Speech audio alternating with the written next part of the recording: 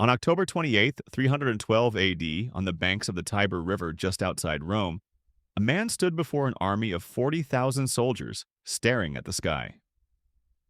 Constantine, a general fighting for control of the Roman Empire, was outnumbered 2 to 1. His rival, Maxentius, controlled Rome itself and had the advantage of defending familiar ground. By every military calculation, Constantine should have retreated. Instead, he ordered his soldiers to paint a symbol on their shields, a symbol that had never before appeared on Roman military equipment, a symbol that belonged to a persecuted religious minority that had been hunted, tortured, and executed for almost 3 centuries. The Chi Rho, the first 2 letters of Christ's name in Greek. The battle that followed didn't just determine who would rule Rome, it determined what Christianity would become. Because the faith that emerged from Constantine's victory bore only a distant resemblance to the religion practiced by the apostles in dusty Galilean villages. What happened in the 3 centuries that followed wasn't simply the Roman Empire accepting Christianity. It was Rome re-engineering Christianity from the ground up, transforming a radical Jewish sect that rejected worldly power into the ideological foundation of the world's most powerful empire. And here's what makes this story so fascinating. Most Christians today practice a version of their faith that was fundamentally shaped by Roman imperial priorities, Roman legal thinking, Roman administrative structures, and Roman political needs. They just don't realize it. Let me show you exactly how this happened, because once you see it, you can't unsee it. To understand what Rome did to Christianity, you first need to understand what Christianity was before Rome got its hands on it. And this is where our story gets interesting, because early Christianity was, by Roman standards, absolutely bizarre. It was a religion that emerged from the eastern provinces, from Judea, one of the most troublesome territories in the entire empire. The Romans had conquered Judea in 63 BC, and from day one, the Jews were different from every other conquered people. Most conquered peoples simply added Roman gods to their existing pantheon. Problem solved. But Jews were monotheists. They believed in one God, and worshipping any other was not just forbidden, it was blasphemy worthy of death. Christianity inherited this strict monotheism but made it even more provocative. Christians claimed that a Jewish preacher named Jesus, executed by Roman authorities around 30 AD, was actually God incarnate. They said he'd been resurrected from the dead. They said he was the only path to salvation. And here's where it got politically dangerous. They said that every person, regardless of social status, was equal before God. Slave or free, citizen or barbarian, male or female. In a society built on rigid hierarchy, this was revolutionary, even threatening. The earliest Christians didn't build churches. They met in homes. They didn't have priests in the Roman sense. They had elders and teachers, but leadership structures were loose, decentralized. Paul's letters, written in the 50s and 60s AD, reveal communities making decisions collectively, arguing about doctrine, interpreting scripture in different ways. There was no central authority, no standardized liturgy, no official creed.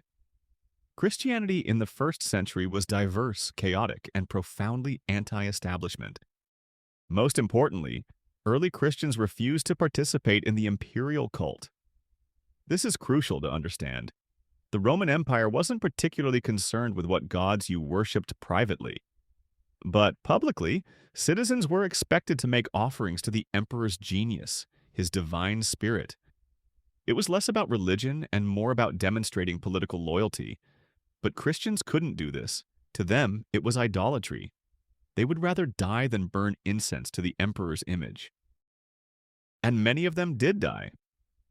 The first major persecution came under Nero in 64 AD, after the Great Fire of Rome. Nero blamed Christians for the fire and used them as scapegoats.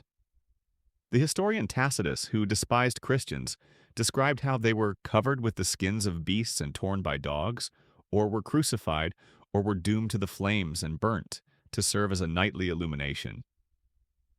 This wasn't systematic empire-wide persecution, but it set a precedent.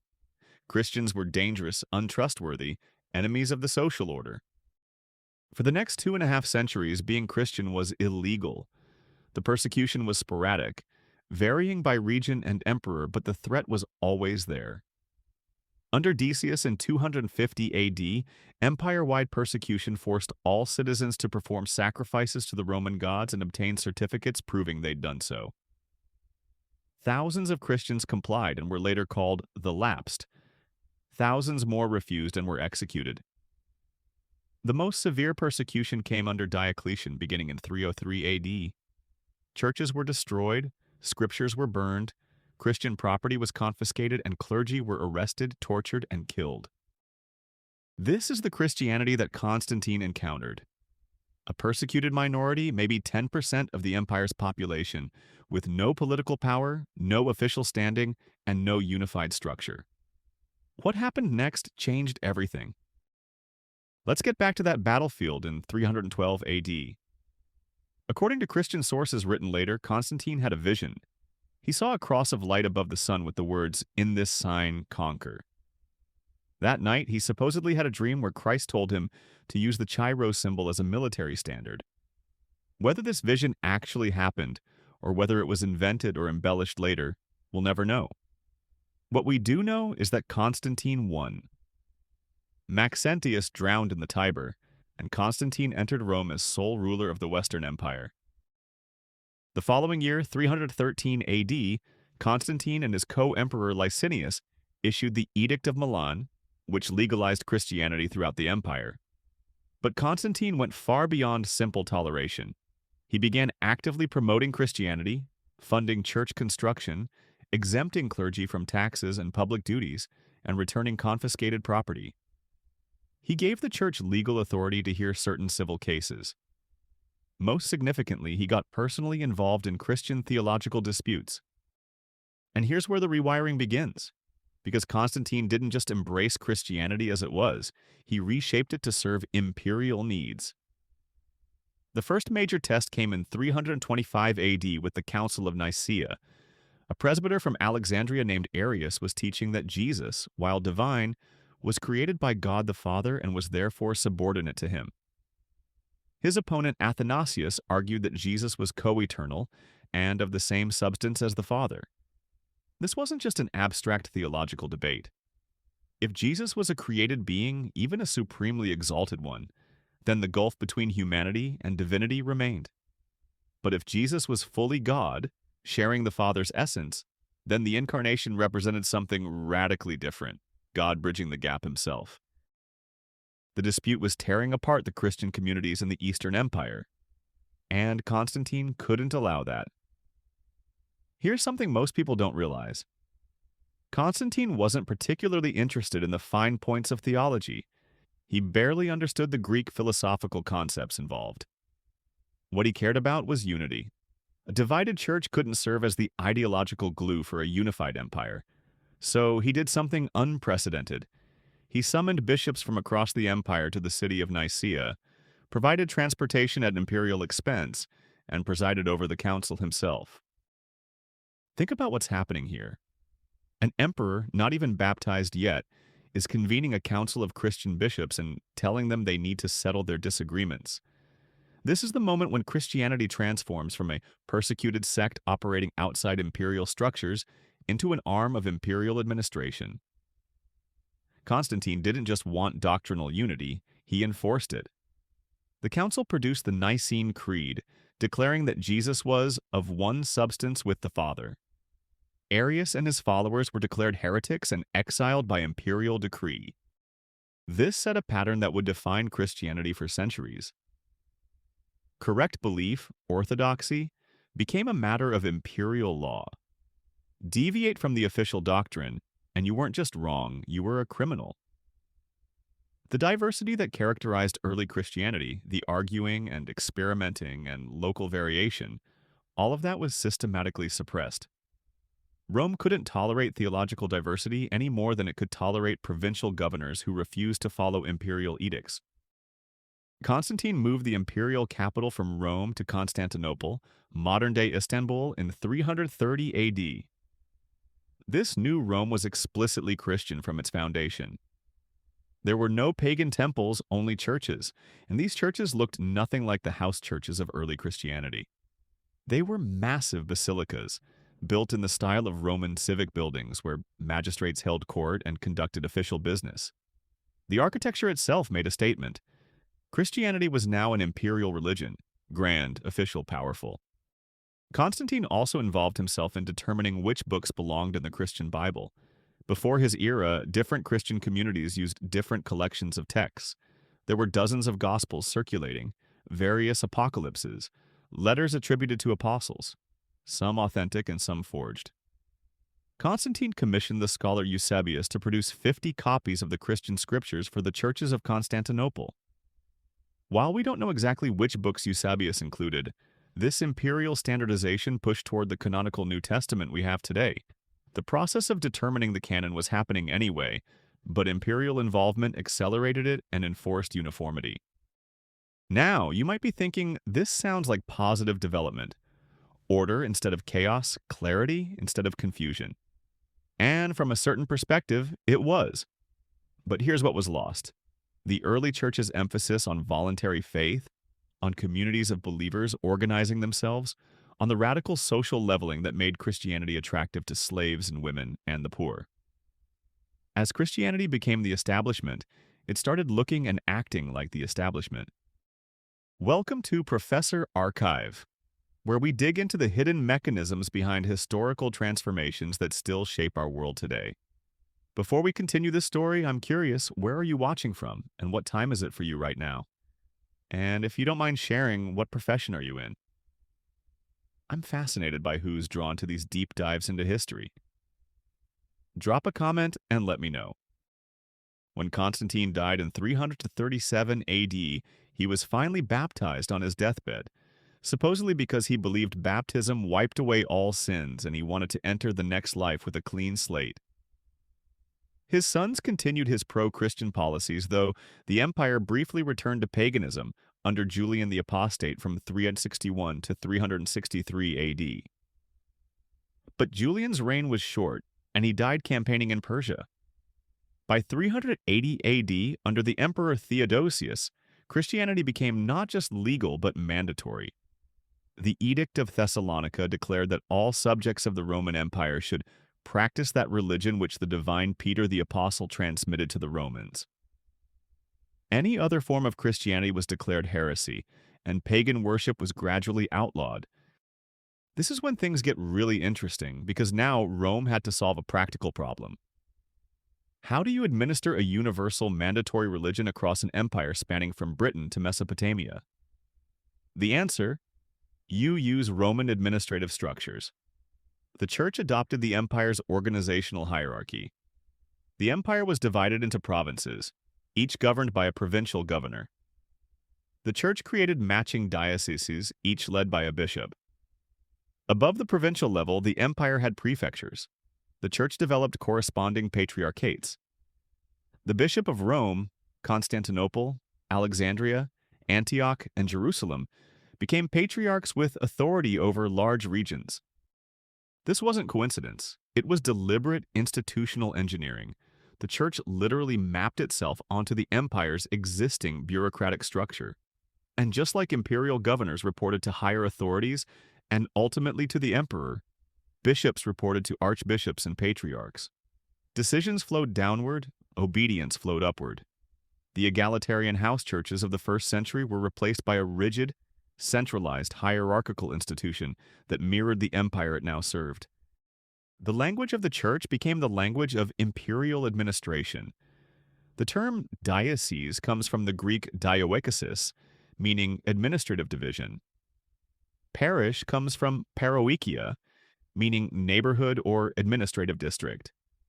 Clergy derives from kleros, meaning lot or inheritance, but it came to mean a distinct privileged class separate from ordinary believers, just as Roman administrators were a class apart from ordinary citizens.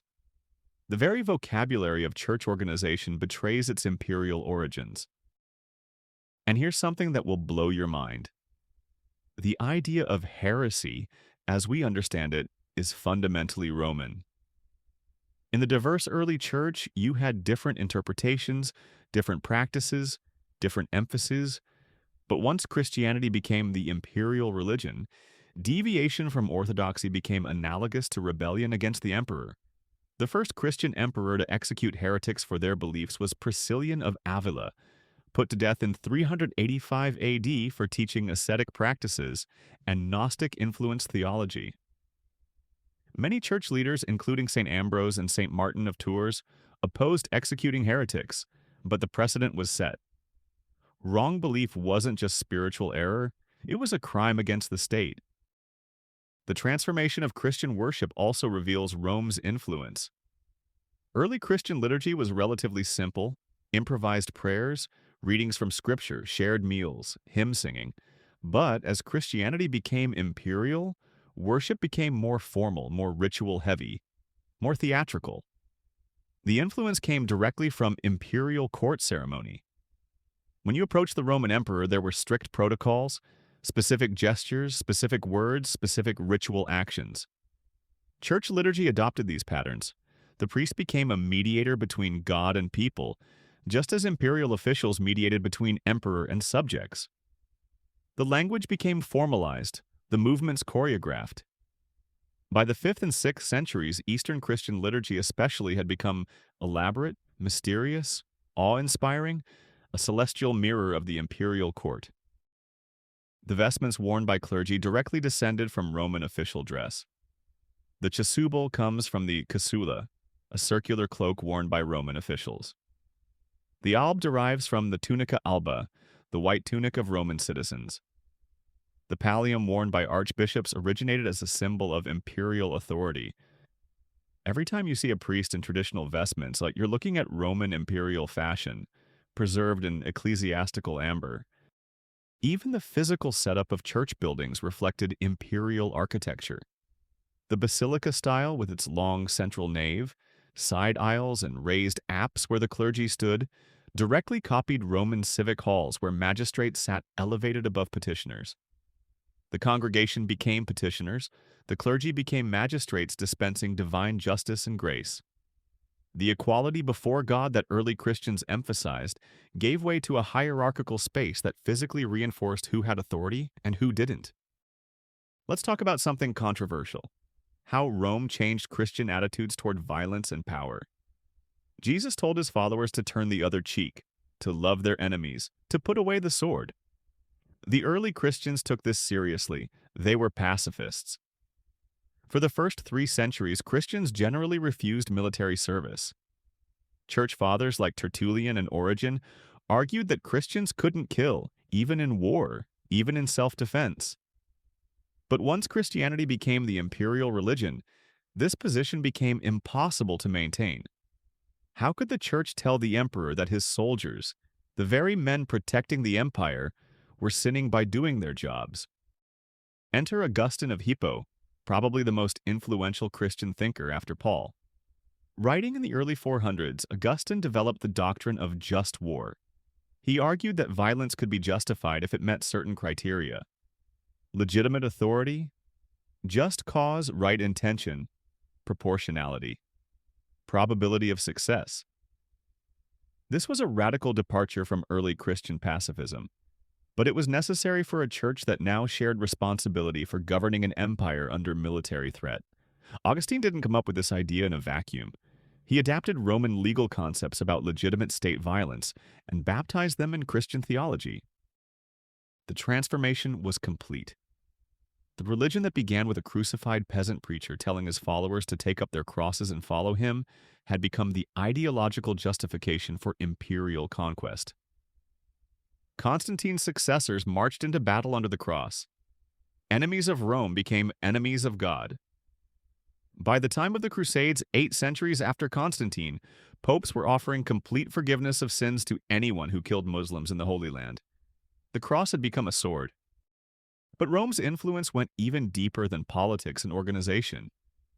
It shaped Christian theology itself in profound ways. The early church existed in a primarily Greek-speaking world, at least in the Eastern Mediterranean where Christianity first spread. Greek philosophy emphasized mystery, paradox, the incomprehensibility of the divine.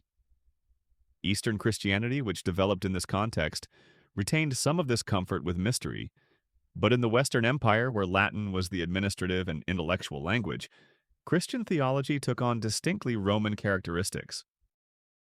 Roman culture was legalistic.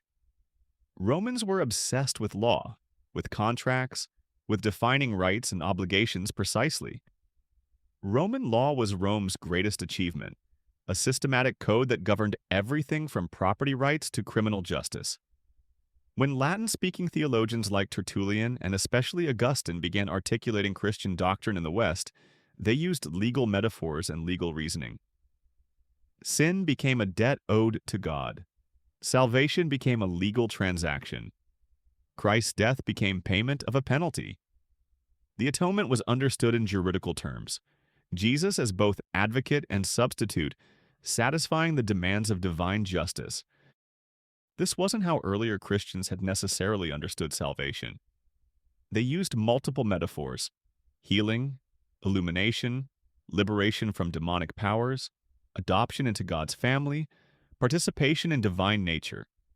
But the legal framework became dominant in the Western Church precisely because it resonated with Roman legal thinking. It made sense to Romans. God became the ultimate judge, sin became crime, salvation became acquittal or pardon. The entire apparatus of Christian soteriology in the West is built on Roman legal concepts. The doctrine of purgatory, developed fully in the medieval period, but with roots in late Roman Christianity, shows this legal mindset perfectly. Purgatory was imagined as a temporary prison where souls paid their debt of sin before entering heaven. The Church even developed the idea of indulgences, where the faithful could reduce their time in purgatory through specific actions, or by reduction for deceased loved ones. This turned salvation into a literally transactional system, complete with accounting of debits and credits, a spiritual bureaucracy that perfectly mirrored Roman administrative logic. Now here's where the story takes a darker turn. Once Christianity became the tool of empire, it became useful for justifying all sorts of imperial actions that would have horrified the early Christians. In 391 AD, the Emperor Theodosius issued an edict closing all pagan temples. Christian mobs, often led by monks and encouraged by bishops, destroyed ancient religious sites throughout the empire. The Great Library of Alexandria, or at least one of its successor libraries, was destroyed by Christians who saw pagan learning as demonic. The philosopher Hypatia of Alexandria was murdered by a Christian mob in 415 AD, torn apart with tiles in the streets. The Christianization of the empire wasn't a peaceful, voluntary conversion. It was often violent, coercive, and destructive of ancient cultures. Pagan practices were outlawed under penalty of death. The Olympic Games, held for over 1,000 years, were abolished in 393 AD because of their pagan religious associations. Temples were demolished or converted into churches. Classical statues were defaced or destroyed. An entire civilization's religious heritage was systematically erased, and this was done in the name of the Prince of Peace. This wasn't just about religion, it was about control. Rome had always controlled its subjects through religion. The imperial cult, the requirement to honor the emperor's genius, was a loyalty test.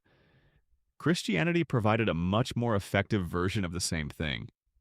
It was monotheistic, so it demanded exclusive allegiance. It had clear doctrines, so you could identify dissenters.